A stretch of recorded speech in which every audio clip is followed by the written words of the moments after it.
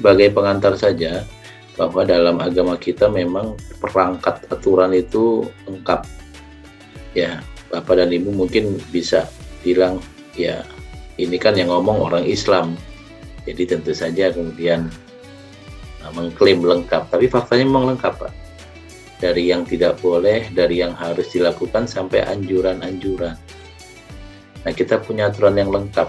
Dalam waktu yang cuma 23 tahun, Nabi Muhammad merumuskan aturan etika yang bisa diaplikasikan, diterapkan oleh manusia sedunia sampai sekarang.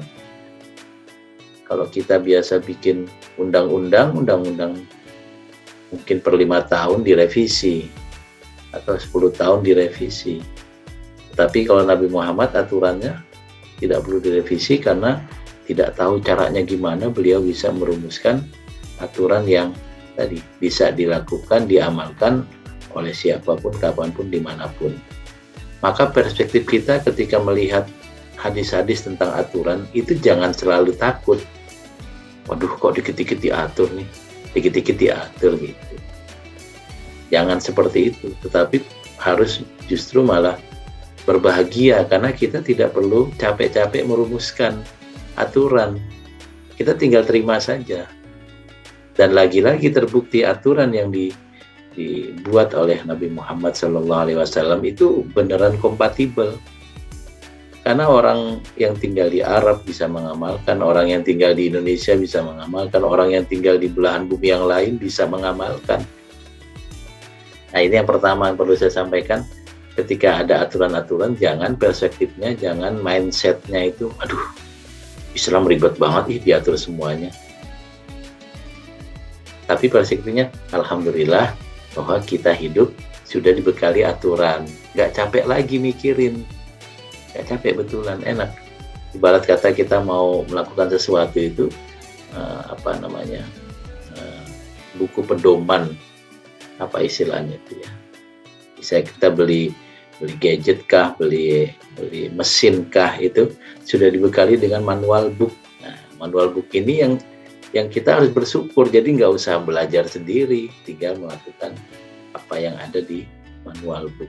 Nah, perspektif ini penting saya sampaikan supaya kita bersyukur dengan adanya aturan-aturan itu, bukan malah menggerutu, aduh ribet banget. Yang kedua, aturan-aturan yang ada dalam agama Islam yang disampaikan oleh Nabi Muhammad SAW itu ada yang mengikat harus dan tidak boleh dilakukan, kita sebut wajib dan haram. Tetapi ada aturan pula yang sifatnya etika. Kalau yang wajib dan haram implikasinya adalah dosa dan pahala.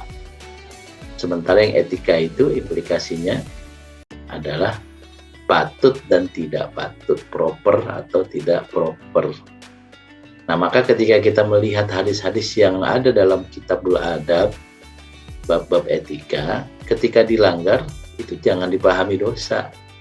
Nanti hidup kita penuh dengan dosa dong, dikit-dikit dosa, dikit-dikit dosa. Tapi dipahami sebagai lebih baik kalau dilakukan atau lebih baik kalau tidak dilakukan. Nanti banyak hadis-hadis yang masuk bab etika tapi salah paham orang-orang bahwa itu hadis wajib dan haram. Akibatnya ya dia akan terbebani dengan hidup yang berat banget. Makan berdiri haram, padahal itu ada di Kitabul Adab, etika. Ya pantasnya orang makan ya duduk lah. Kalau nggak ada tempat duduk ya nggak ada tempat duduk, ya berdiri. Nah, kalau misalnya ada tempat duduk lalu memilih untuk berdiri, ya tidak patut, bukan dosa. Kira-kira seperti itu. Nanti banyak sekali hadis-hadis yang sebenarnya ini etika yang kalau dilihat tuh enak sekali, indah. Maka Nabi mengajarkan, nah, tapi dipahami sebagai perintah atau larangan sehingga lalu menjadi dosa. Nah, maka perspektif kita yang bersyukur adanya aturan-aturan dari Nabi, tidak perlu capek merumuskan. Lalu perspektif kita bahwa aturan-aturan itu juga tidak melulu berakibat haram dan wajib, itu menjadi cara kita menjalani hidup itu menjadi lebih enak, tidak terbebani. Terkadang kita menjadi berat itu bukan karena beban, tapi beban yang kita pikirkan yang sebenarnya nggak ada tapi jadi ada. Nah, salah satunya adalah memikirkan kok dikit-dikit larang, dikit-dikit disuruh. Nah, padahal ada yang larangan itu artinya haram, dan ada yang larangan artinya dianjurkan untuk ditinggalkan.